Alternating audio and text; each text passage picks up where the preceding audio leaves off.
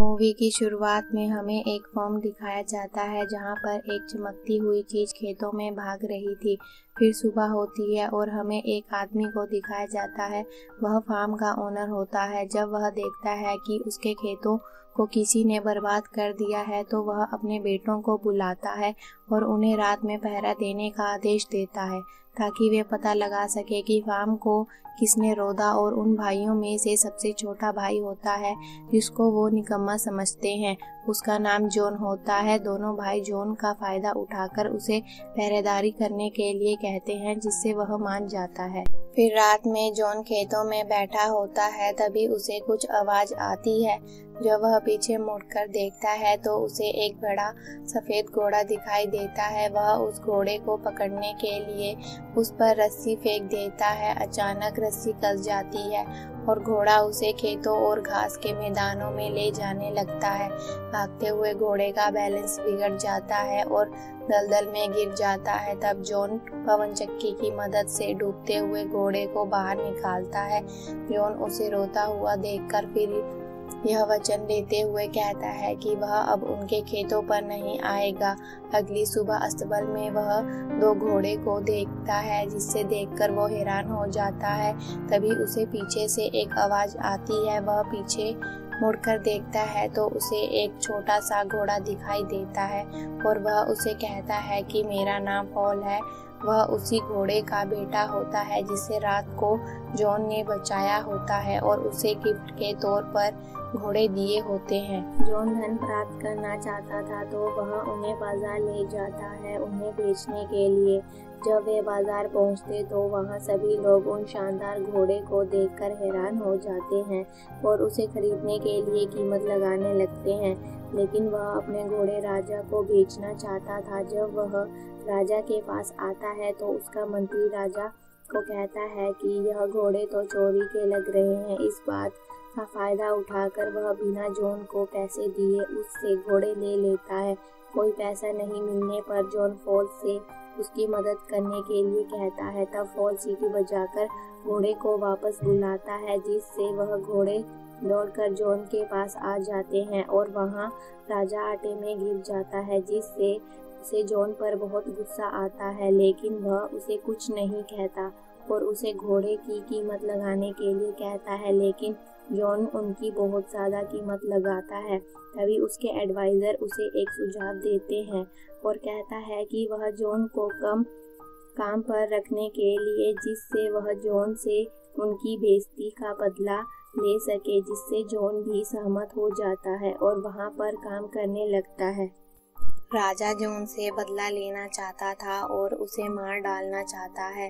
तभी राजा का मंत्री उसे एक आइडिया देता है और कहता है कि न हम जॉन को द फायर बर्ड को लाने के लिए बोले क्योंकि उसे लाना नामुमकिन है और अगर वो उसे न ला पाया तो आप उसे मौत की सज़ा सुना देना। राजा को उसका आइडिया बहुत अच्छा लगता है और जॉन को उसे लाने के लिए बोल देता है और जॉन मान जाता है।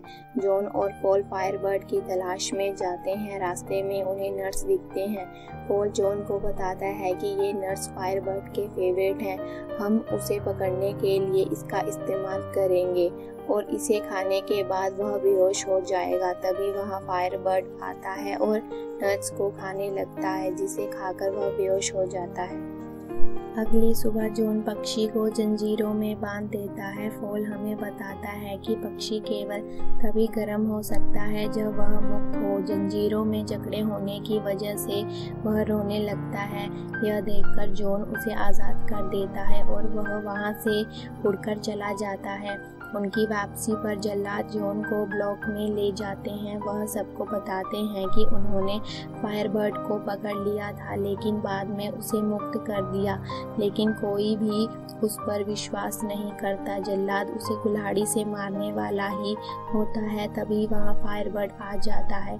सभी लोग उसे देखकर हैरान हो जाते हैं और जॉन की बातों पर विश्वास करने लगते हैं और जॉन को छोड़ दिया जाता है। यह देखकर राजा जॉन से अधिक से अधिक नफरत करने लगता है। वह अपने मंत्री को दूसरा प्लान बनाने के लिए कहता है। काफी सोचने के बाद उसका मंत्री राजा को एक आइडिया देता है। उसका आइडिया सुनने के बाद राजा प्रिंसेस के लिए जॉन को दूल्हे के रूप में भेजता है, यह सोचकर कि वह इस कार्य का सामना नहीं कर पाएगा क्योंकि प्रिंसेस एक ऊंचे चट्टान पर बर्फ के देश में रहती है। हालांकि जॉन और फॉल अपने वहां तक पहुंच जाते हैं, तब जॉन वहां कई सारी सुंदर लड़कियां दिखती हैं। वो सभी सो रही होती हैं। फिर वह एक लड़की के पास जाता है। लड़की जागती है और जॉन उसकी खूबसूरती देखकर हैरान हो जाता है। वह उसे अपने राजा से शादी करने के लिए कहता है, लेकिन वह उसे ये कहते हुए मना कर देती है कि अगर तुम्हारा राजा इतना ही बहादुर है तो वो खुद यहाँ क्यों नहीं आया, और फिर वह वहाँ से कूद जाती है। जॉन उसके पीछे भागने से नहीं हिचकिचाता और वह भी वहीं से कूद जाता है, लेकिन फॉल उन दोनों को बचा लेता है और अपने ऊपर बिठाकर उन्हें नीचे ले आता है। फिर वह प्रिंसेस के साथ राजा के पास लौटता है। यह देखकर राजा को गुस्सा आता है, लेकिन उसका मंत्री उसे समझाते हुए कहता है कि इसमें उसी का फायदा है। राजा तुरंत शादी करना चाहता है, लेकिन प्रिंसेस उसे अपनी दादी की अंगूठी के बिना शादी करने से इनकार कर देती है, जिससे उसने समुद्र में गिरा दिया था। यह देखकर राजा परेशान हो जाता है। जॉन, जिससे पहले से ही प्रिंसेस से प्यार हो गया है, वह वहां आता है। प्रसन्न राजा जॉन को अंगूठी लेने के लिए भेज देता है। जॉन फॉल से अंगूठी का पता लगाने को कहता है। तभी वह अपनी मदर से हेल्प मांगता है। वह उसे बताती है कि अंगूठी समुद्र में व्हेल के पेट में है। फिर वह दोनों व्हेल मछली के लिए उड़ान भरते हैं। उड़ते वक्त जॉन पक्षी से टकरा जाता है और नीचे पानी में गिर जाता है, जहां वह उसे व्हेल मछली को देखता है। फॉल जॉन को बताता है कि ये पूरा आइलैंड ही व्हेल है। जॉन उस व्हेल से पूछता है कि ऐसा उसके साथ किसने किया, तब वह उसे बताती है कि वह शिप्स को निगल जाती थी, इसी वजह से सेलरस ने उसे कैद कर दिया, लेकिन वह अब अपनी गलती सुधारना चाहती है। जॉन उसकी मदद करने के लिए तैयार हो जाता है और उसे एक आइडिया आता है और वह फॉल के साथ उड़कर उसकी नाक में घुस जाता है, जिसकी वजह से उसको छींक आती है और उसके मुंह से कई सारी शिप्स बाहर आ जाती हैं और वह आज़ाद हो जाती हैं। वह पानी के अंदर जाने लगती हैं। तभी उसे वह अंगूठी याद आती है, लेकिन तब तक व्हेल पानी में जा चुकी थी। लेकिन व्हेल उन्हें एक केकड़ा भेजती है जो उन्हें प्रिंसेस की अंगूठी लाकर देती है। जॉन वापस लौटता है और प्रिंसेस को रिंग दिखाता है, जिसे देखकर प्रिंसेस समझ जाती है कि जॉन उसके लिए कुछ भी कर सकता है। दूसरी तरफ राजा का मंत्री फॉल को दूरबीन से बात करते हुए देखता है। उसे लगता है कि वो एक शैतान है और फिर वह सभी उसको पकड़ने के लिए जाते हैं। इसी दौरान राजा भी उठ जाता है।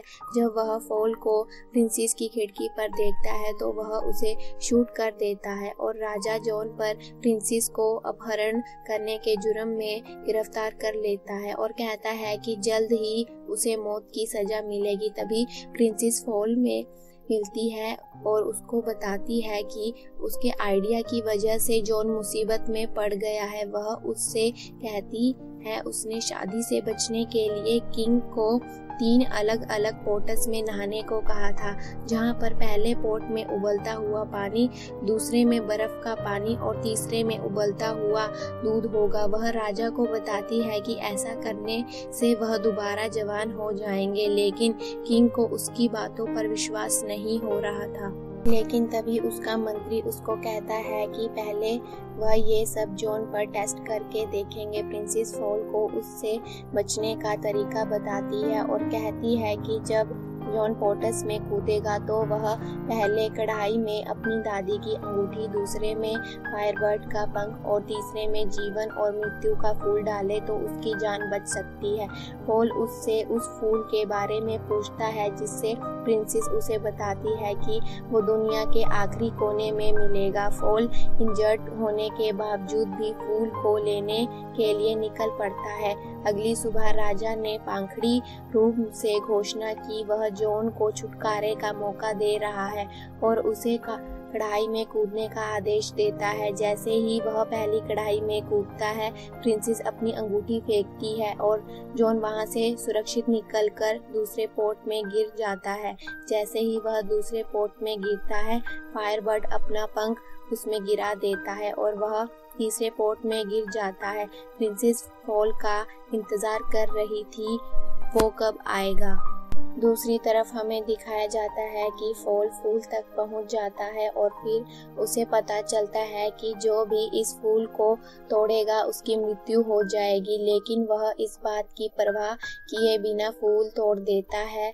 उधर बाकी सबको ये लगने लगा था कि जॉन मर गया है, लेकिन तभी वहां फॉल आकर उस फूल को पोर्ट में गिरा देता है और जॉन का प्रिंस की तरह उसमें से निकलता है। यह देखकर राजा भी उस पोर्ट में कूद जाता है, लेकिन जवान होने के बजाय वह एक गुब्बारे में कैद होकर वहां से चला जाता है। सभी लोग यह देखकर बहुत खुश होते हैं और अपना नया राजा जॉन को बना लेते हैं। जॉन और प्रिंसेस फॉल को ढूंढने जाते हैं। फॉल को ये लग रहा था कि वो मारने वाला है, लेकिन प्रिंसेस फॉल को बताती है वो फूल उसकी परीक्षा ले रहा था। लास्ट में हम जॉन को प्रिंसेस की शादी को देखते हैं और इसी के साथ मूवी का एंड हो जाता है। Thanks for watching.